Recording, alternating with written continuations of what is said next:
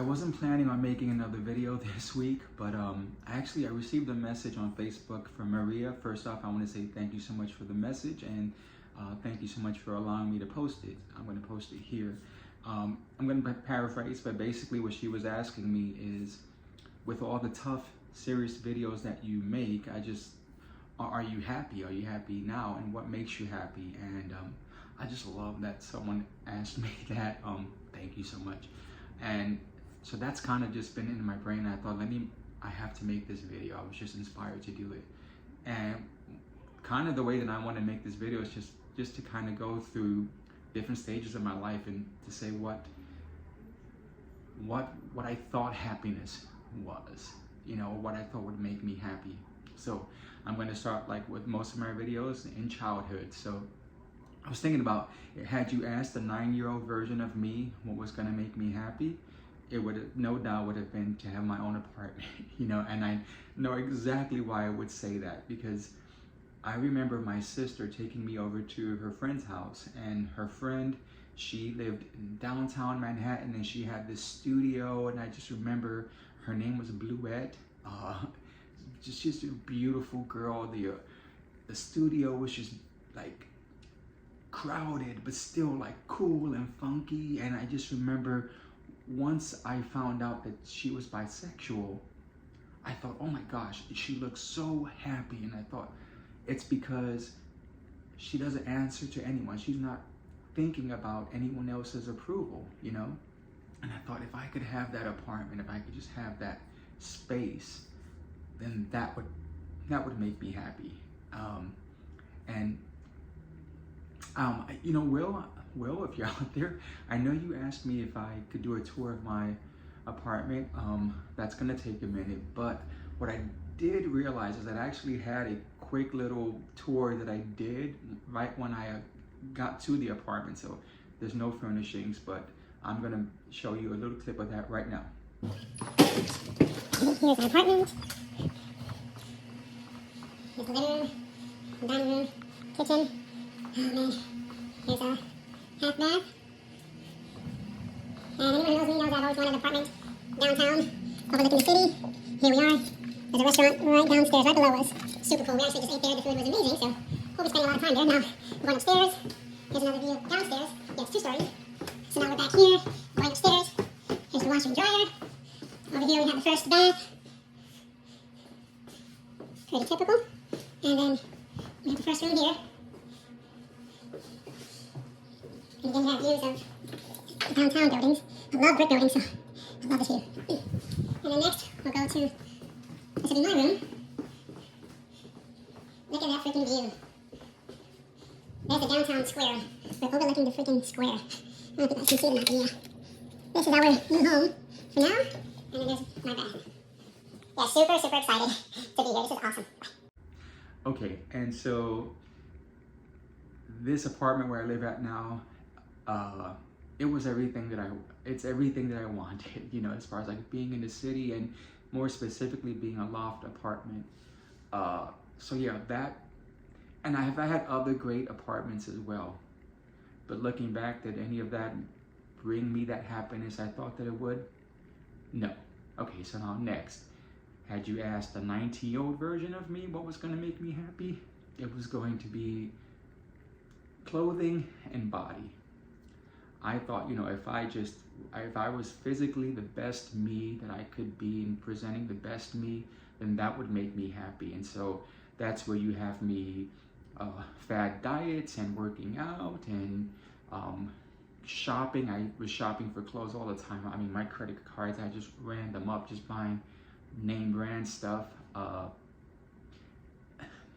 And actually, I still have some remainders of that, and I'll post a little quick tour of what's left of my closet here.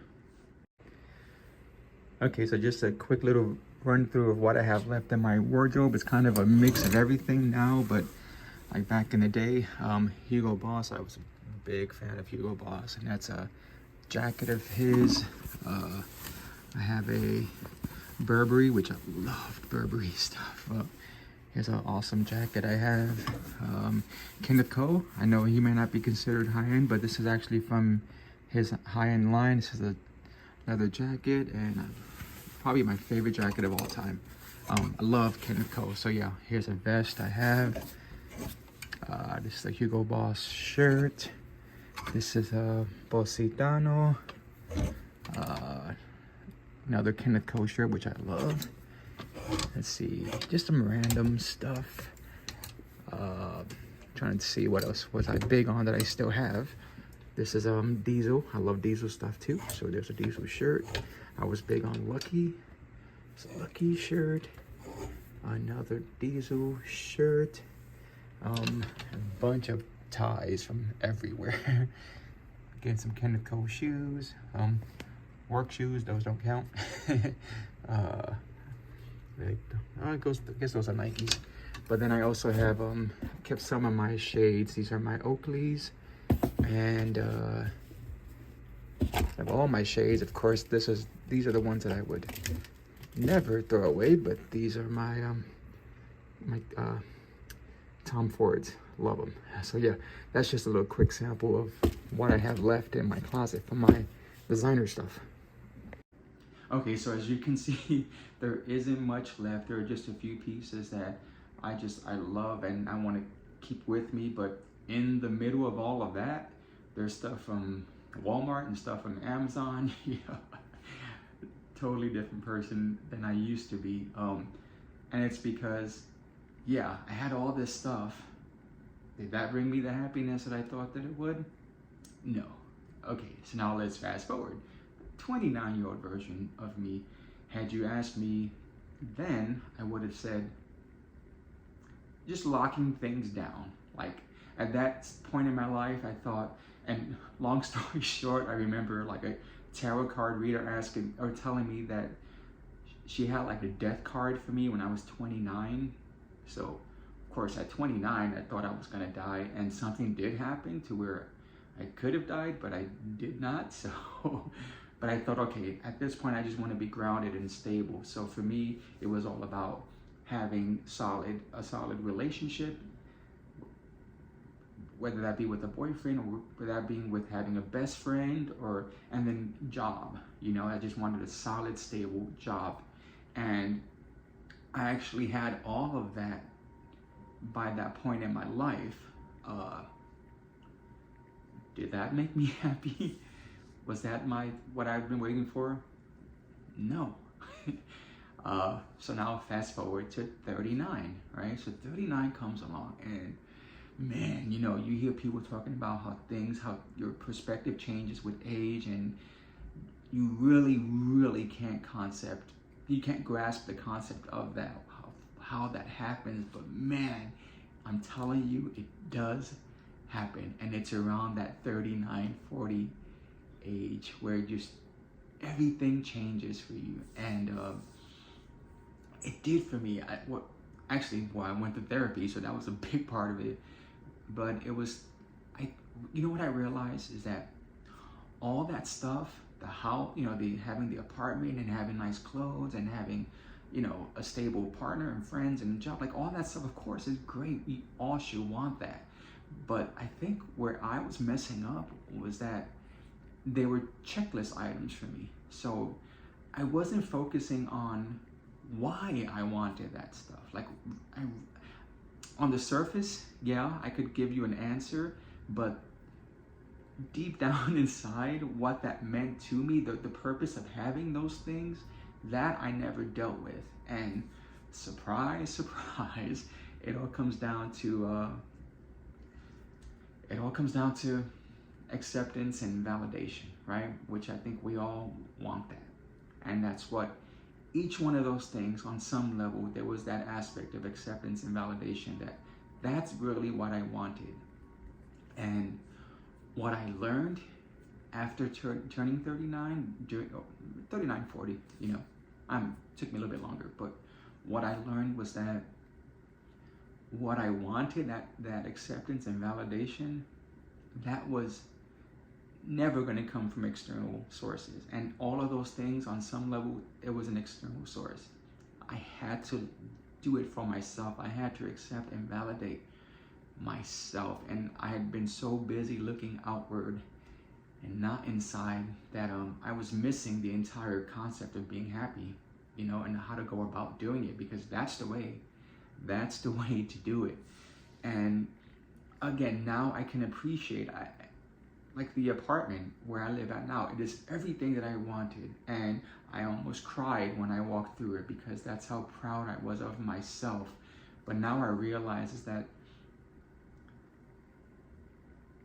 I accept myself, so I don't really care if anyone else accepts me.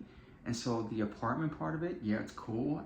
It's a great apartment and I do love it, but it's not necessary. The clothes, most of that I donated, because that isn't necessary for me to feel good about myself anymore. It used to be, but it's not now. And even the friendships, again, all that stuff is great. I love it. I love all my relationships. But none of that with the job, you know, at 39, 40, and I think I've mentioned this before, I'm sure that I have, but the last few years, I kind of was on this thing where it was kind of like, I have to make more money, I have to just keep advancing. You know, I went through so many years of working at, you know, customer service jobs, and just these jobs where you cannot get by, you know, it's a struggle.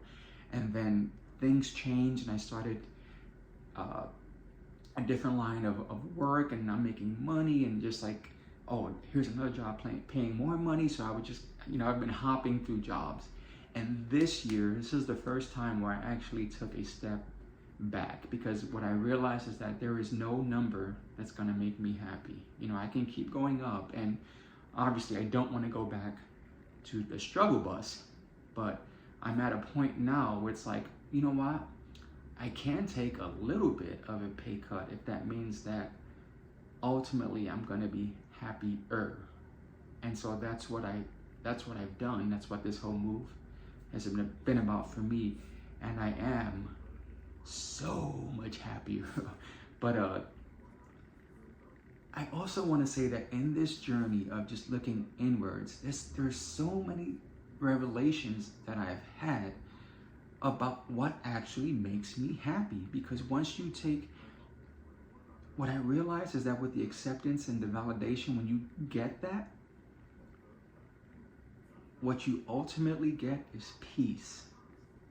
And that's what makes me happy, is peace. So Maria, the post that you were commenting on was a post that I did, and I'll post that here, of me being in a jacuzzi in my backyard at night looking at the stars with a beer, and me talking about how this is a happy moment for me.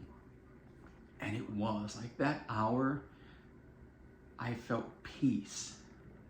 And that's why I had to post that, because that's something that, man, that makes me happy. Peace makes me happy.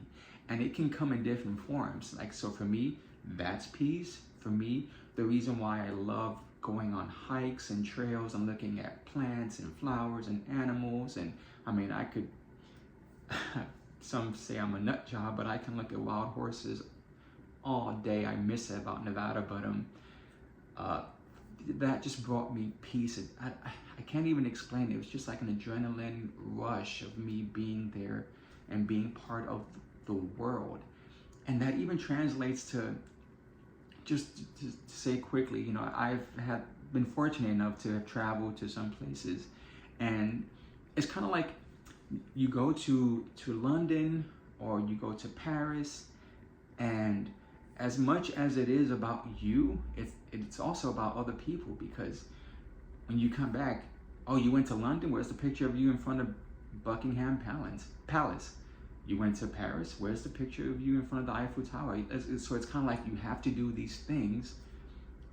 But for me, when you ask me what's my favorite places that I've been to, I'll just, since I mentioned Europe, I'll say it was Bruges, it was Cologne, it was Brussels, and I think the reason why I love Bath, UK, the reason why I love those places so much is because, even though I'm gonna be honest with you, I'm a planner, I kind of like, I planned everything, so that's my thing. That's not going to change.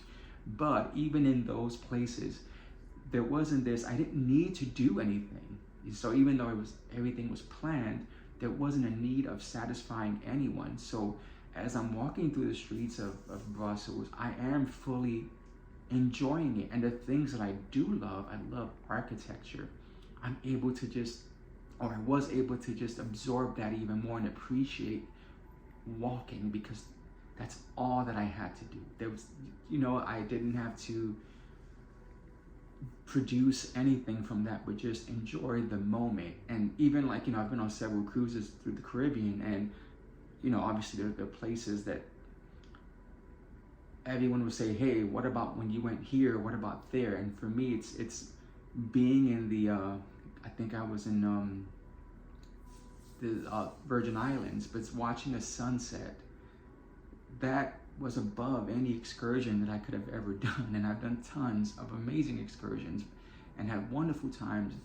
But yeah, just that the simplicity of a sunset and having a drink and just talking with your friends, like, to me, that was my peace. And walking through Cologne in midst of hundreds of thousands of people, but just looking at everything and absorbing the world, that was my peace. And because of that, those are my favorite places. Alaska, which I went to last year, that was my favorite. If you've never been to Alaska, you need to go. But again, nature, simplicity, no worries, and again, acceptance. There was nothing for me to do but just to enjoy myself. So because of those experiences that I had abroad and here internally with my own life, with my day-to-day stuff, I keep doing stuff to make me the happiest that I can be. And so that's why I can say that today, with all that, with the therapy, with everything that I'm trying to do, in this moment, I can say that I am the happiest that I have ever been in my entire life. Does that mean that everything is hunky-dory and I don't have sad moments? Some of you know that I do, or if you see one of my sad videos, I can go back there in 2 seconds and cry, so you know that I'm not 100% perfect. But overall, I'm happy, the happiest I've ever been, and I love my life. And when I think about that there was ever a moment where I even thought about ending it and even attempted it, I think of how much has happened since that moment, and all of that I would have missed, all that self-discovery and all that self-love that I would have missed. So I am the happiest that I've ever been, and thank you, Maria. Bye.